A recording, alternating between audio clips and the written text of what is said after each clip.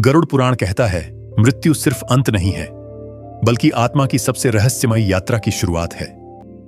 कोई कितना भी बुद्धिमान हो, कितना भी शक्तिशाली या अमीर हो, मृत्यु से कोई नहीं बच सकता। लेकिन जब कोई हमें छोड़कर चला जाता है, तो सवाल सिर्फ ये नहीं होता कि वो कहां गया, बल्कि ये होता है कि अब उसके साथ क्या हो रहा है।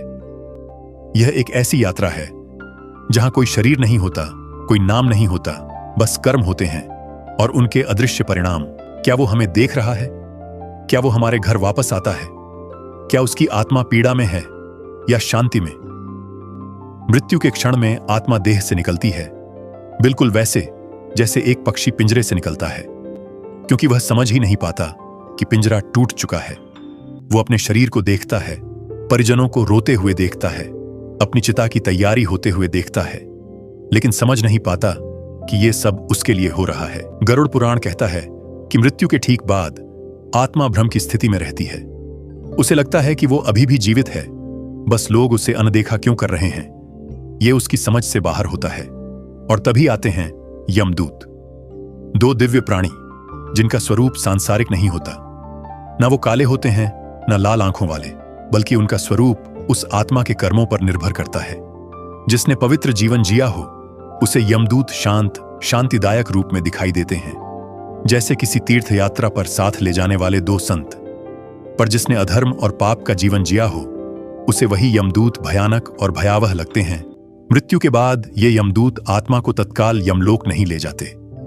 गरुड़ पुराण के अनुसार पहले 24 घंटे तक आत्मा को यमदूत वहीं स्थान पर रखते हैं जहां उसके शरीर का अंतिम संस्कार होना होता है। क्यों? क्योंकि ये वो काल होता है जब आत्मा अपने कर्मों का पहला दर्शन करती है। इस दौरान आत्मा को अपना संपूर्ण जीवन चलचित्र की तरह दिखाया जाता है, बिना किसी शब्द के, बिना किसी तर्क के। बस हर कर्म की स्मृति उसकी ऊर्जा के साथ सामने आती है। जिसे तुम भूल गए, जिसे तुमने नजरअंदाज किया, जिसे तुमने छोटा सा झूठ, एक बार की चोरी या बस मजाक कहा था, हर पल, हर क्रिया, हर संकल्प अब तुम्हारे सामने खड़ा होता है। और यह सब होता है जब शरीर अग्नि को सौंपा जाता है। चिता जल रही होती है, पर आत्मा उस चिता को नहीं देख रही होती। वो देख रही होती है अपने कर्मों की आग को। वो देख रही होती है कि किसके लिए उसने आंसू छोड़े और किसके लिए उसने आंसू लाए। गरुड़ पुराण यह भी कहता है कि अंतिम संस्कार के समय आत्मा अपने घर वालों के बहुत पास होती है। वो उनके मन की हर बात सुन सकती है, वो उनके दुख को महसूस कर सकती है, लेकिन कुछ कर नहीं सकती। यह सबसे बड़ी पीड़ा होती है। एक मां की आत्मा देख रही है कि उसका बेटा रो रहा है, लेकिन वो उसे छू नहीं सकती। एक पत्नी की आत्मा देख रही है कि उसका पति उसके कपड़े समेट रहा है, लेकिन वो उसे रोक नहीं सकती। इसीलिए संस्कारों का समय, प्रार्थनाओं का समय और मौन का समय आत्मा के लिए सबसे भारी होता है।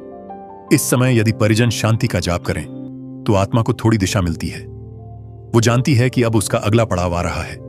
और फिर जब चिता की आग बुझने लगती है और रात ढलती है, तो यमदूत धीरे से आत्मा को कहते हैं, अब चलो, तुम्हें अपने कर्मों का पथ दिखाना है। और आत्मा उस घर को एक बार अंतिम बार देखती है जहां उसने जन्म लिया, हंसी थी, झगड़े थे, मोह था। वो घर अब सिर्फ एक स्मृति बन जाता है। और यहीं से आत्मा की 31 दिन की रहस्यमयी यात्रा शुरू होती है। यमदूत आत्मा को उस सूक्ष्म मार्ग पर ले जाते हैं जहां कोई शरीर नहीं होता, सिर्फ स्पंदन, आवृत्ति और कर्मों की गंध होती है। लेकिन गरुड़ पुराण कहता है कि आत्मा को सीधे यमलोक नहीं ले जाया जाता। पहले 13 दिन आत्मा पृथ्वी लोक के आसपास ही रहती है। वो अपने ही घर में, अपने ही लोगों के बीच अदृश्य रूप से मौजूद रहती है। वो जानती है किसने सच में उसे प्रेम किया और किसने उसके जाने की प्रतीक्षा की थी। इन 13 दिनों को पिंडदान, तर्पण और श्राद्ध की प्रक्रिया से शुद्ध किया जाता है। गरुड़ पुराण में कहा गया है कि इन 13 दिनों में यदि घर वाले सच्चे मन से आत्मा की शांति के लिए प्रार्थना करें, तो आत्मा को मार्गदर्शन मिलता है। लेकिन अगर घर में कलह हो, अश्रद्धा हो या कोई उपेक्षा हो, तो आत्मा भ्रमित हो जाती है। वो बार बार लौटती है अपने बिस्तर के पास, अपने कपड़ों के पास, उस तस्वीर के पास जिसमें वो कभी मुस्कुराया करती थी। गरुड़ पुराण कहता है कि मृत्यु के बाद आत्मा को 3 मार्गों में से एक मार्ग पर भेजा जाता है। यह तय होता है उसके जीवन में किए गए कर्मों के अनुसार। इन मार्गों को कहा गया है, पहला, आर्च मार्ग। यह वो मार्ग है जो धार्मिक, तपस्वी और सत्यनिष्ठ आत्माओं के लिए खुलता है। इसे स्वर्ग मार्ग या देवयान मार्ग भी कहते हैं। आत्मा इस मार्ग से ऊर्ध्वलोक की ओर जाती है, जहां सुख, शांति और दिव्यता होती है। दूसरा, धूम मार्ग। यह वो मार्ग है जहां आत्मा पितृलोक की ओर जाती है। ऐसे जीवों को यह मध्यवर्ती लोक मिलता है। यहां आत्मा विश्राम करती है, अगली यात्रा या पुनर्जन्म की प्रतीक्षा में।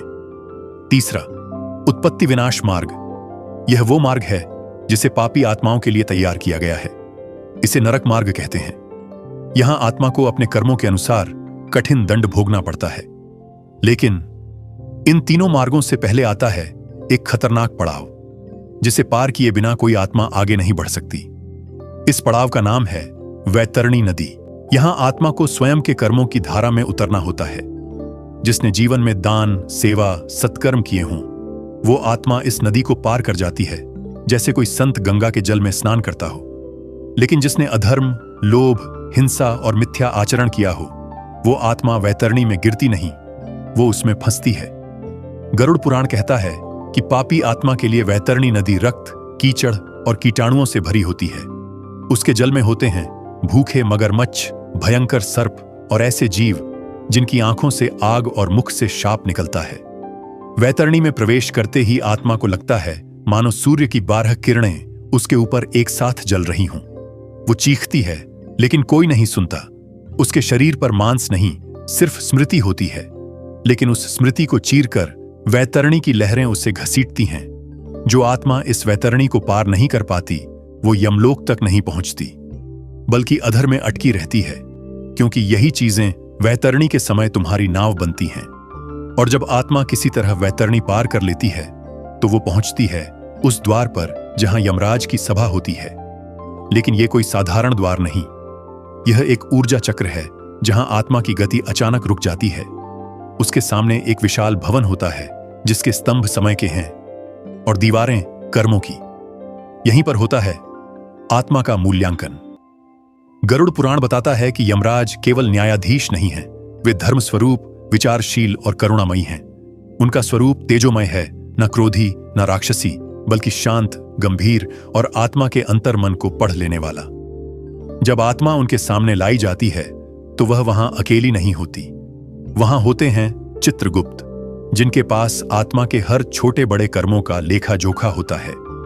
उनकी पुस्तक कोई सामान्य ग्रंथ नहीं, वो आत्मा के भीतर के विचारों को भी दर्ज करती है। जो तुमने सिर्फ सोचा था पर कभी कहा नहीं, जो तुमने चाहा था पर कभी किया नहीं, वो भी उस ग्रंथ में लिखा होता है।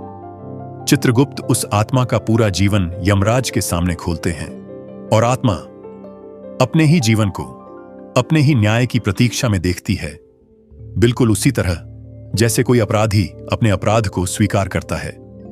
गरुड़ पुराण कहता है कि पाप पुण्य का हिसाब संख्या में नहीं, गहराई में होता है। यहां छल नहीं चलता, यहां तर्क नहीं चलता, यहां सिर्फ सत्य चलता है। फिर आता है वो क्षण जब निर्णय लिया जाता है कि आत्मा को स्वर्ग, पितृलोक या नरक में से किस दिशा में भेजा जाएगा।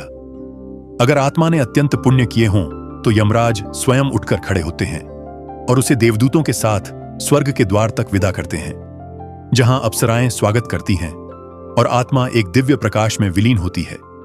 लेकिन अगर आत्मा ने पापों से भरा जीवन जिया हो, तो उसके सामने खुलता है नरक का मार्ग। गरुड़ पुराण कहता है कि नरक कोई एक स्थान नहीं, बल्कि अनेकों लोक हैं। हर एक विशेष पाप के लिए एक विशेष दंड है। गरुड़ पुराण कहता है यह नरक उबलते तेल, दहकती अग्नि और कांच जैसे पत्थरों से भरा है, जहां आत्मा की हर संवेदना जीवित रखी जाती है। और ऐसे ही 28 से भी अधिक नरक लोक गरुड़ पुराण में वर्णित हैं, हर एक आत्मा के किसी न किसी दोष को शुद्ध करने के लिए। लेकिन ये दंड स्थायी नहीं होते। गरुड़ पुराण स्पष्ट कहता है कि नरक एक शुद्धिकरण केंद्र की तरह होता है, जहां आत्मा अपने कर्मों का फल भोगती है और फिर अगले जन्म के लिए तैयार होती है। लेकिन प्रश्न यह है कि आत्मा अगला जन्म किस रूप में लेगी? क्या वह फिर से मानव शरीर प्राप्त करेगी, या किसी और योनि, पशु, पक्षी, कीट या वृक्ष में?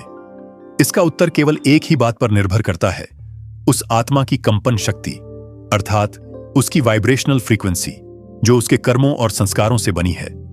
गरुड़ पुराण में कहा गया है कि सृष्टि में 84 लाख योनियां हैं। इनमें से केवल एक योनि, मानव योनि ही ऐसी है जिसमें आत्मा को कर्म सुधारने, मोक्ष पाने और ब्रह्म को जानने का अधिकार है।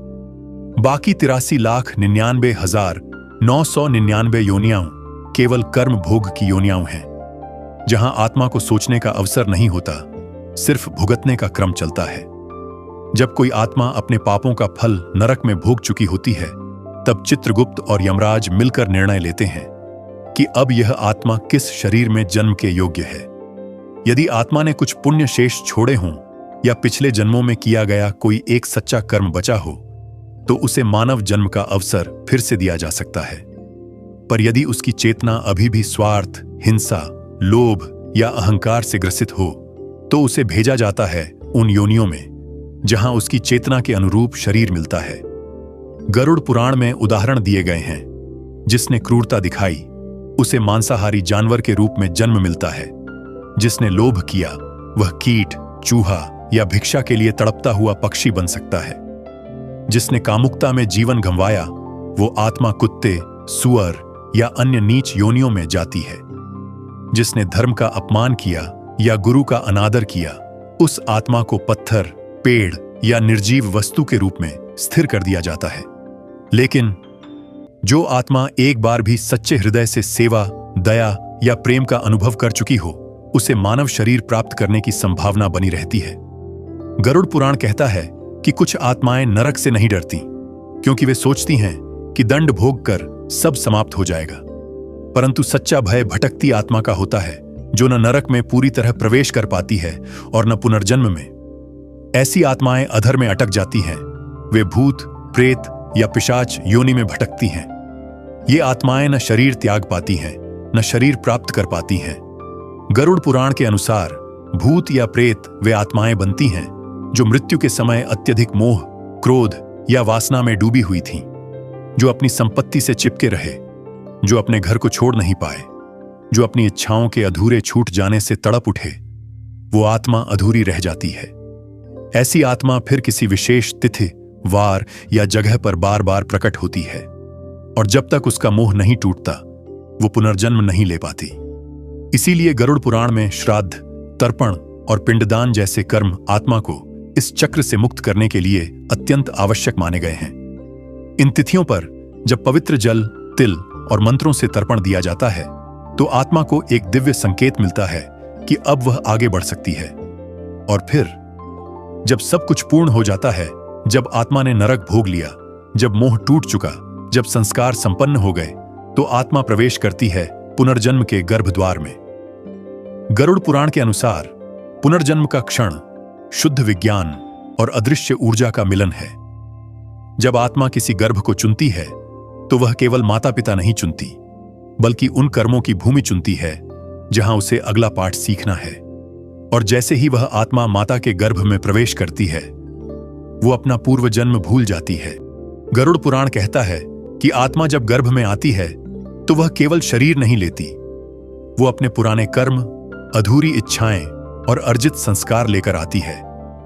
गर्भ में आने के पहले क्षण में ही वो जानती है यह जीवन उसे क्यों मिला है। वो जानती है कि किससे उसका पिता बनना है, कौन उसकी माता होगी और किस प्रकार के दुख या सुख उसका इंतजार कर रहे हैं।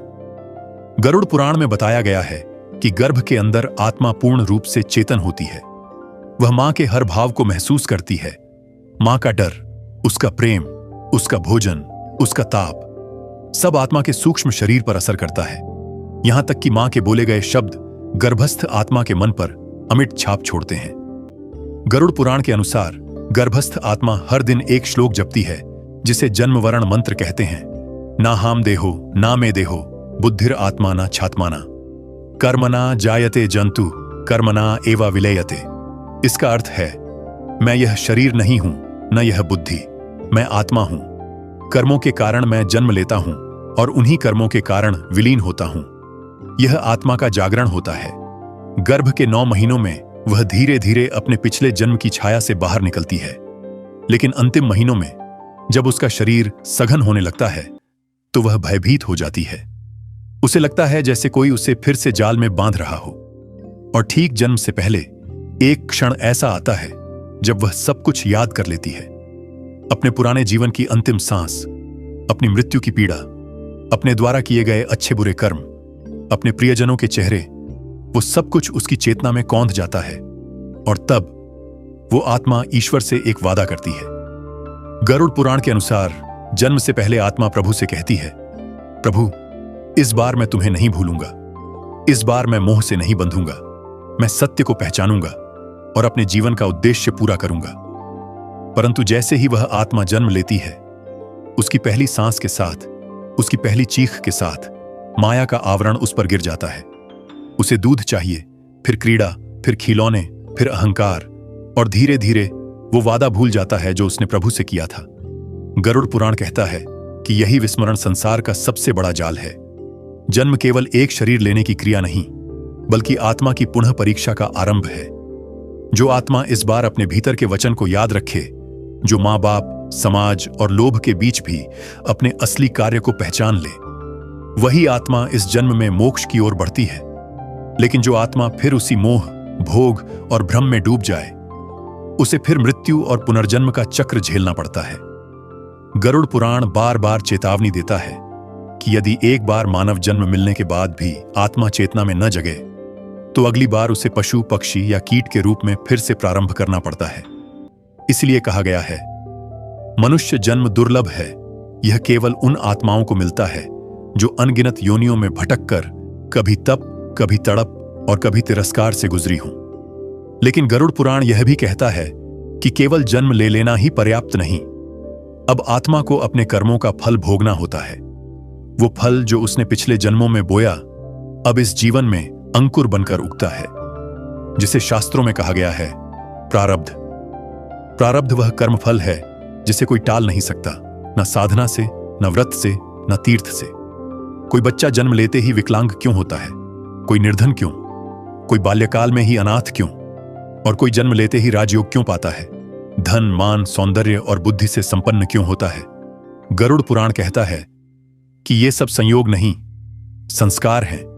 जो आत्मा पूर्व जन्म में तप, दान और सेवा में लीन रही हो, वो इस जन्म में सौंदर्य, प्रतिभा और सहज भक्ति लेकर जन्म लेती है।